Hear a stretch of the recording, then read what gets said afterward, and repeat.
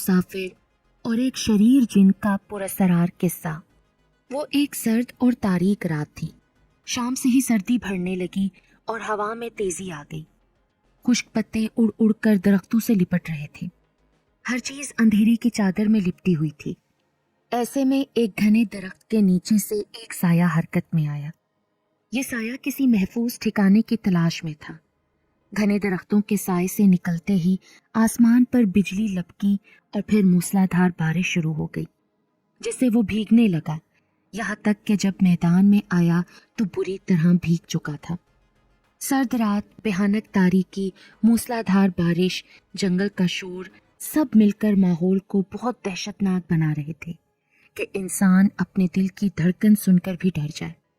اجنبی کی آنکھوں میں پریشانی کے سائے لہرا رہے تھے۔ وہ چاروں طرف کسی ٹھکانے کی تلاش میں نظریں دوڑانے لگا کہ ایک دم سے زور سے بجلی چمکی۔ اس نے خوفزدہ نظروں سے زمین کی طرف لپکتے ہوئے شعلے کو دیکھا اور پھر اچانک اس کی آنکھیں خوشی سے دمکنے لگیں۔ لمحہ بھر کی روشنی میں اسے دور ایک عمارت نظر آئی اور وہ تیزی سے اس سمت دوڑنے لگا۔ تھوڑی دیر بعد اسے اس عظیم الشان عمارت کے کھنڈر دکھائی دینے لگے۔ تاریک رات میں یہ کھنڈر کافی پراسرار نظر آ رہے تھے۔ پراسرار حویلیوں کی بدروحیں، بھوت، جنات کے ویران مسکن، پراسرار اور ویران جگہوں پر بدروحوں اور چڑیلوں کی موجودگی، یہ تمام خیالات اسے ڈرائے دے رہے تھے۔ کھنڈر کے پاس پہنچنے پر وہ اندر داخل ہونے کے بجائے وہیں رک کر اسے باہر سے دیکھنے لگا۔ یہ پرانے وقتوں کی کسی حویلی کے کھنڈر تھے جن کا بیشتر حصہ تباہ ہو چکا تھا۔ یہ حویلی 2 منزلہ تھی، جس کی نچلی منزل کے کچھ حصے تو اچھی حالت میں موجود تھے، مگر اوپری منزل کی گری ہوئی دیواریں، ملبے کے ڈھیر اور ان کے ساتھ ڈھکے ہوئے ستونوں کے ٹکڑوں سے اندازہ لگانا مشکل تھا کہ یہ سب ملبے کے ڈھیر ہیں یا کوئی اصلی حالت میں بھی موجود ہے۔ حویلی کے ارد گرد کبھی جنگل رہا ہوگا جس کے اب صرف آثار باقی تھے۔ اس کے اندر کچھ ویران درخت تھے، جا بجا جنگلی جھاڑیاں اگی تھیں اور زرد اور سیاہ رنگ کے پتے بکھرے تھے۔ درمیان میں ایک تالاب تھا جس میں بارش کا پانی جمع ہو رہا تھا۔ پانی پر سبز کائی کے ٹکڑے تیر رہے تھے۔ تالاب کے کناروں پر اور ارد گرد بھی جگہ جگہ کائی پڑی تھی جو بارش سے پہلے یقیناً ایک دبیس تہہ کی صورت میں تالاب کے فرش پر موجود رہی ہوگی اور اب بارش سے صاف ہوتی جا رہی تھی۔ یہ تمام چیزیں ایک عجیب سا ماحول پیدا کر رہی تھیں جن کی مناسبت سے خوفناک بلاؤں، بھوتوں اور بدروحوں کے ہیولے اس کے ذہن میں گردش کرنے لگے، اور وہ ابھی اندر جانے کی ہمت کر ہی رہا تھا کہ اسے ایک دھکا سا لگا اور وہ لڑکھڑا کر باہر آ گیا۔ وہ تیزی سے پیچھے مڑا تو جنگل کی طرف سے آتے ہوئے تیز ہوا کے جھونکوں نے اسے ایک دفعہ پھر دہلا دیا۔ وہ کپکپا کر رہ گیا۔ حویلی کے اسرار میں وہ اس بھیانک رات اور موسم کو بھول چکا تھا۔ آندھی کے آثار بہت واضح ہو چکے تھے اور اب وہ زیادہ دیر تک کھلے آسمان کے نیچے وقت نہیں گزار سکتا تھا۔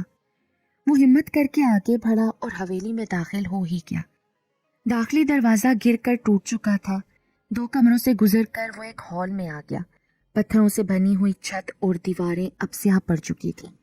ہال کی مشرقی دیوار میں ایک آتش دان بنا تھا جس کے اندر ارد گرد کافی تعداد میں سوکھی لکڑیاں پڑی تھیں اور ساتھ ہی چکماک کے پتھر بھی پڑے تھے۔ یوں لگتا تھا جیسے یہ حویلی پہلے بھی کسی کی پناہ گاہ ہو۔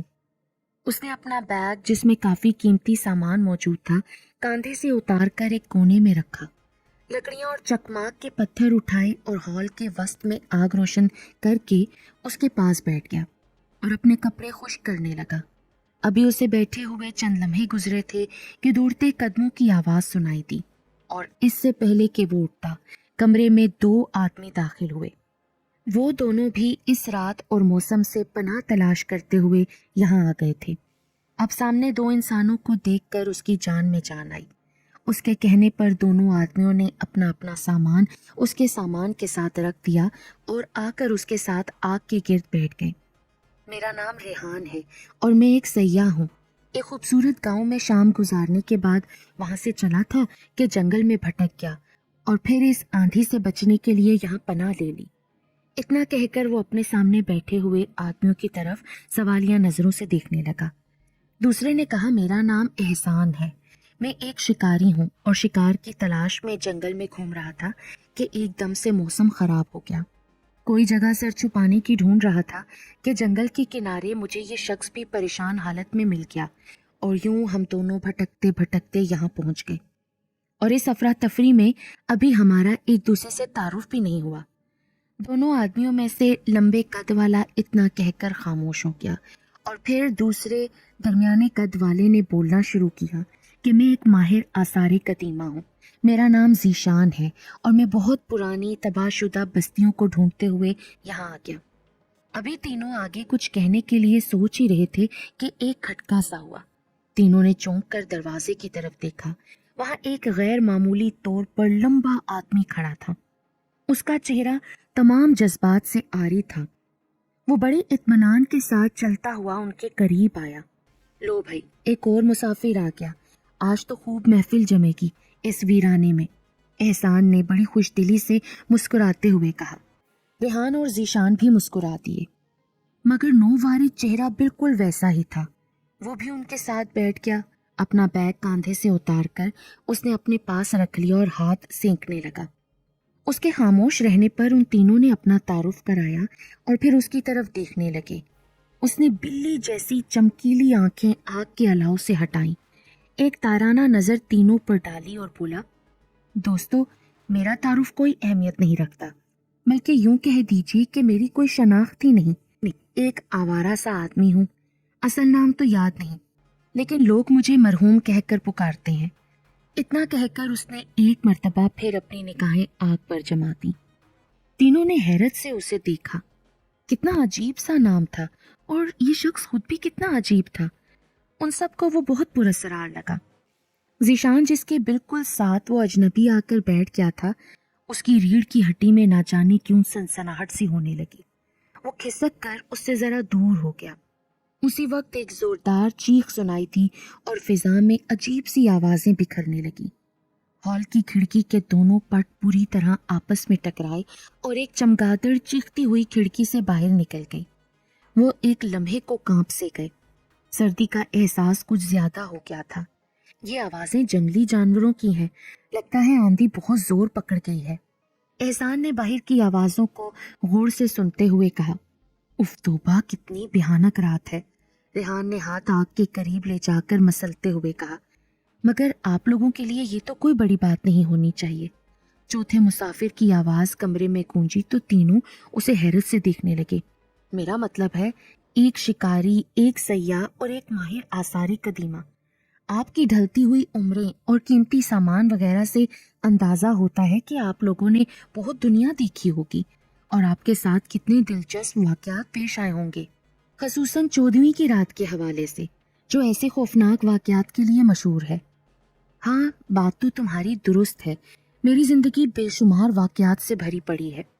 ज़ीशान ने उसकी बात सुनकर फख्र से कहा, भाई अगर ऐसी बात है तो फिर मैं आपको इसी रात के हवाले से एक खौफनाक वाकया सुना सकता हूँ, जो यकीनन आप लोगों के लिए दिलचस्प होगा। रेहान ने कहा, ये ठीक रहेगा।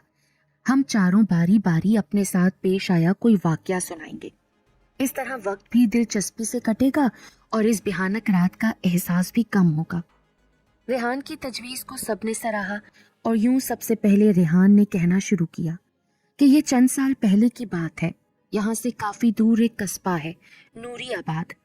मैं चंद दिनों के लिए वहाँ गया। वहाँ के लोग एक बहुत ही पुराने कब्रिस्तान का जिक्र करते थे, जिसके साथ बहुत सी पुरस्कार बातें मंसूब थीं। दरख्तों के एक तवील सिलसिले के दूसरी तरफ वो कब्रिस्तान था, मगर वहाँ जाने की किसी की हिम्मत नहीं होती थी। लोगों से सुनकर मुझे तजस्सुस हुआ उस कब्रिस्तान के बारे में जानने का। मैंने वहाँ जाने का प्रोग्राम बनाया। मेरा इरादा रात के वक्त सिर्फ बाहर से खड़े होकर उसे देखने का था। मैंने अपना कैमरा और दूसरा सामान लिया।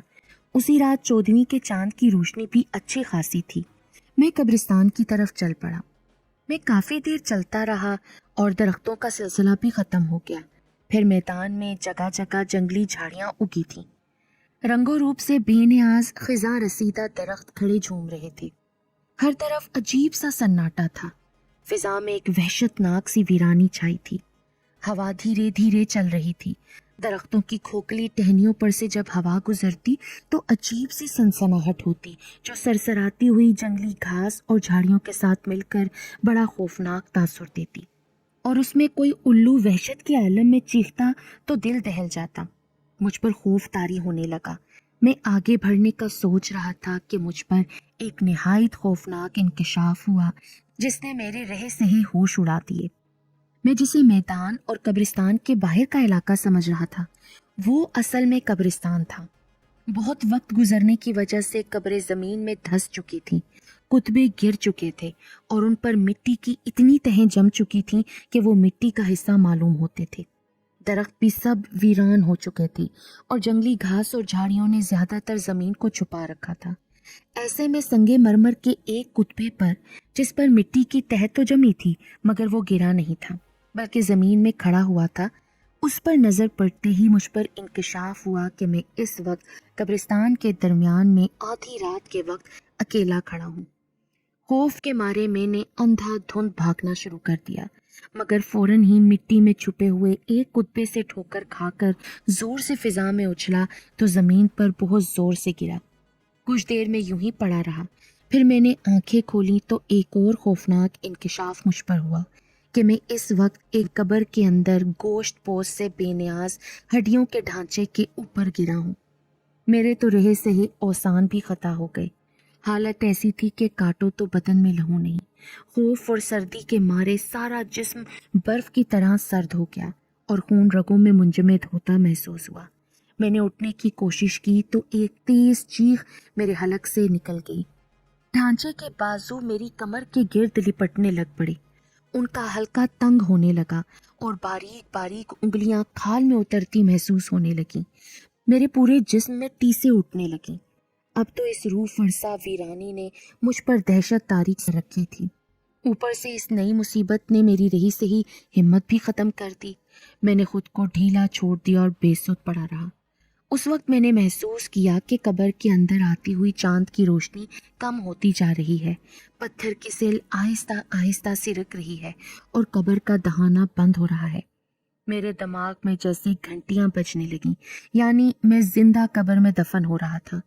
میں نے آخری دفعہ تمام ہمت جمع کی اور پورا زور لگایا۔ کڑکڑاہٹ کی آواز کے ساتھ ڈھانچے کے بازو شانے کی ہڈیوں سے الگ ہو گئے۔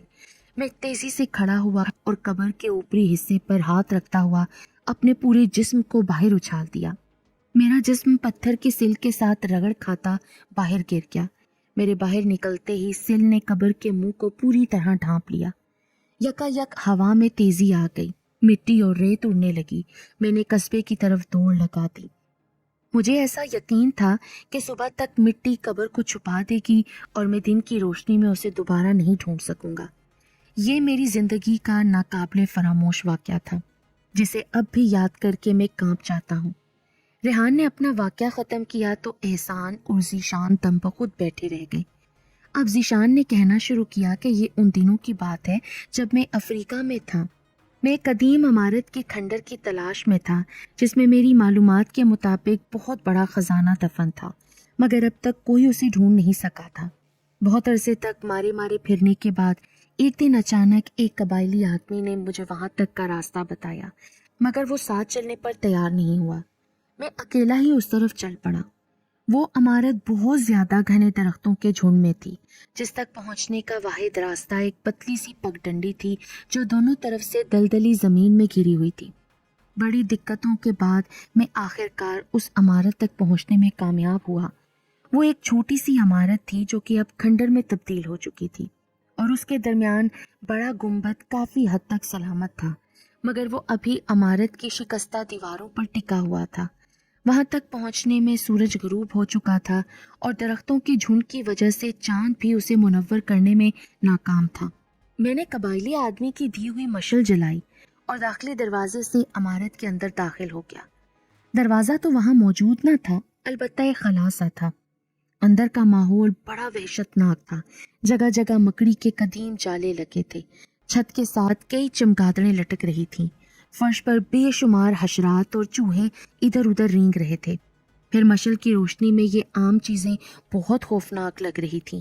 اوپر سے فضا پر پھیلا ہوا عجیب اعصاب شکن سناٹا میرے حواس پر طاری ہونے لگا اور مجھے وحشت سی ہونے لگی۔ ایک انجانا سا خوف تھا۔ میرا دل چاہا کہ واپس لوٹ جاؤں، مگر اتنی مشکلوں کے بعد یہاں تک پہنچنے کے بعد میں یوں مایوس نہیں جا سکتا تھا۔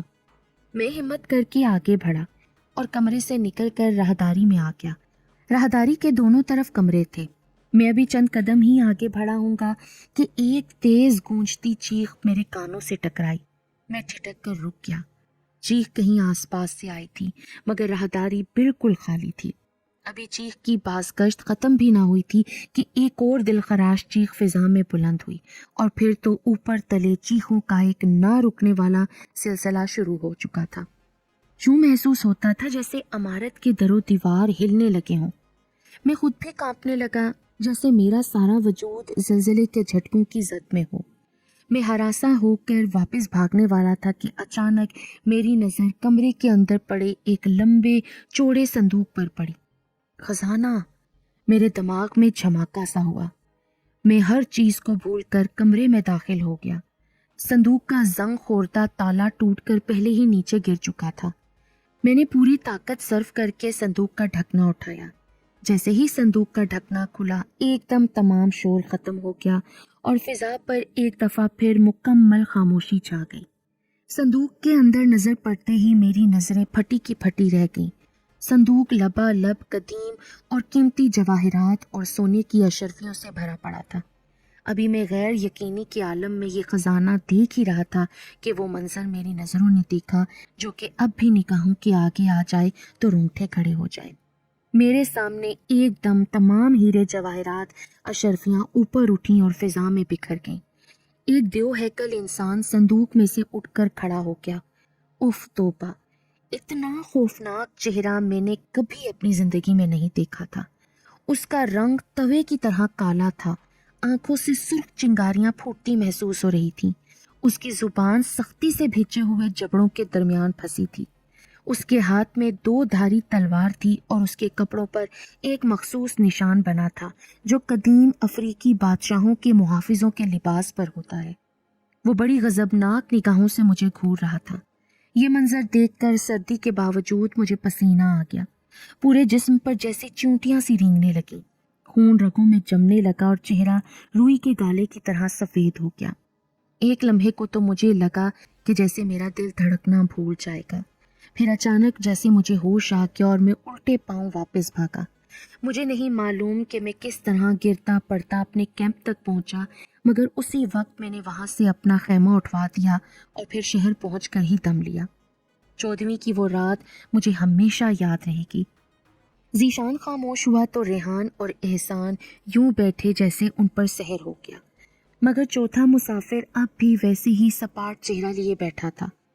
احسان نے کہنا شروع کیا کہ اب دونوں حضرات نے دل دہلا دینے والے واقعات سنائے ہیں۔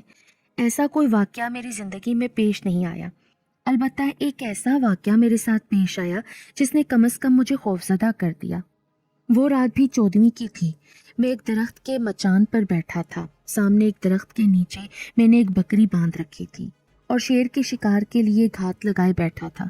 میں بدستور بکری کی طرف دیکھ رہا تھا کہ ایک دم پلک جھپکتے ہی بکری میری نظروں سے غائب ہو گئی۔ میں نے آنکھیں مل مل کر دیکھا تو بکری کے بجائے شیر کھڑا تھا۔ میری ریڑھ کی ہڈی میں سنسناہٹ دوڑ گئی۔ میں نے اپنے جسم میں چٹکی بھری اور خوب آنکھیں مل مل کر دیکھا، مگر سامنے شیر ہی کھڑا تھا، بکری غائب تھی۔ میرے جسم کے مساموں سے ٹھنڈا پسینہ پھوٹ نکلا اور سارا جسم کپکپانے لگا۔ میرے ہاتھوں میں بندوق لرزنے لگی اور یکدم پھسل کر نیچے گر گئی۔ میں بوکھلاہٹ میں نیچے کی طرف جھکا اور خود بھی توازن برقرار نہ رکھ سکا اور نیچے آ گرا۔ شیر اپنی انگارہ سی دہکتی آنکھوں سے مجھے گھورتا ہوا میری طرف بڑھا۔ مجھے تو ایسے لگا جیسے میرا دم نکل رہا ہو۔ میں باوجود کوشش کے حرکت نہ کر سکا۔ شیر جیسے ہی میرے پاس پہنچا، یکا یک فضا انجانے کہکہوں سے گونج اٹھی۔ وہ کہکہے بے حد خوفناک تھے اور شیر پھر دیکھتے دیکھتے دھوئیں میں بدل گیا۔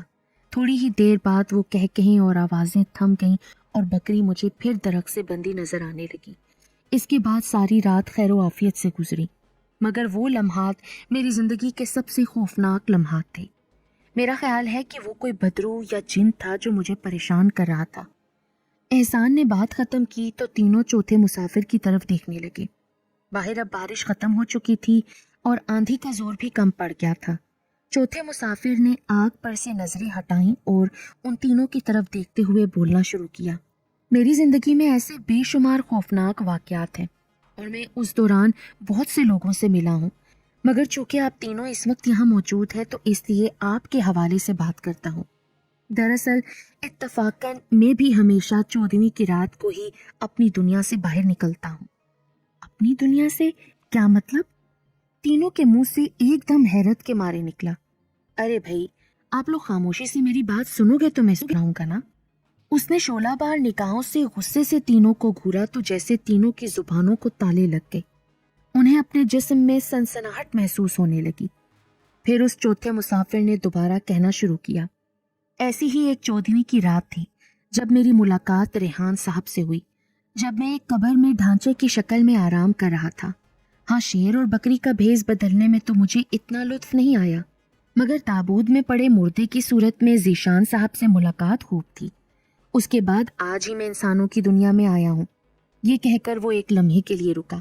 سامنے بیٹھے ہوئے تینوں آدمیوں کی حالت غیر ہونے لگی۔ اس کے حلیے، پراسرار انداز اور باتوں سے انہیں پورا یقین ہو چکا تھا کہ وہ کوئی انسان نہیں بلکہ کوئی بدرو یا جن ہے۔ اس احساس سے ان کے چہرے بالکل فک ہو گئے اور پورا جسم کانپنے لگا، مگر اپنی جگہ سے ہلنے کی ہمت نہیں تھی۔ اس نے اپنی بات جاری رکھتے ہوئے کہا، پہلے میں بے وقوفی کرتا تھا کہ لوگوں کو ڈرا کر چھوڑ دیا کرتا تھا اور وہ لوگ دوسروں کو قصے سناتے پھرتے تھے، مگر اب حکم ملا ہے کہ کسی انسان کو زندہ نہیں چھوڑنا۔ اس نے ابھی اتنا ہی کہا تھا کہ وہ تینوں آدمی یوں اٹھے جیسے ان کے جسم میں بجلی بھر گئی ہو۔ ان کے اور سامان کے درمیان وہ پراسرار اجنبی حائل تھا۔